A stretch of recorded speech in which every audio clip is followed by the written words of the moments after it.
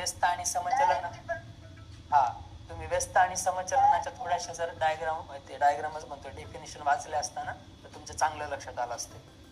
व्यस्त चलनाचं काय हे डेफिनेशन काय होती की एक राशी वाढली असता दुसरी राशी कमी होते. जसं की आपण लाडूचं उदाहरण घेतलं होतं नाही का, किंवा मजुरांचं उदाहरण घेतलं होतं.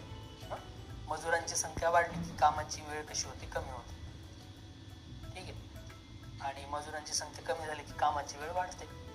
लाडू लवकर संपत नाहीत कमी जण असल्यावर, जास्त जण असले की लवकर संपून जातात लाडू. हे व्यस्त चलनात होतं. आणि समचलनात काय असेल, आता ही स्पीडच आहे की मी काय केलं, टाइम तेवढाच ठेवला, टाइम बद्दल विचारच करायचा नाही, तेवढ्याच टाइम मध्ये स्पीड वाढवली की माझी काय होणार, अंतर पण जास्त कापलं जाणार तेवढ्याच टाइम मध्ये. आणि तेवढ्या टाइम मध्ये जर मी स्पीड कमी केली तर अंतर सुद्धा माझं कमीच कव्हर होणार.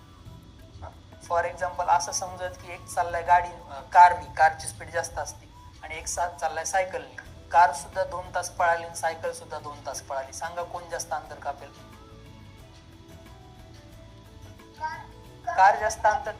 हो, कारण कसं काय, कारची स्पीड जास्त आहे आणि सायकलची स्पीड कमी आहे. म्हणजे ज्याची स्पीड कमी तो त्या ठराविक वेळेमध्ये, दोघांची रेस लावली समजा आपण, ठराविक वेळेमध्ये काय होणार, ज्याची स्पीड कमी त्याचं अंतर सुद्धा कमी असणार आहे. आणि ज्याची स्पीड जास्त तो काय करणार, जास्त अंतर कापणार आहे. इथं तेच झालंय. पहिल्या वेळेस 45 किलोमीटर वेग होतं, काहीतरी अंतर कापलं त्यानं. आणि दुसऱ्या वेळेस काय करायचंय, अंतर वाढवलं बघा. आता इथं 4/3 टाइम्स केलं ओरिजिनल जे अंतर होतं त्याच्या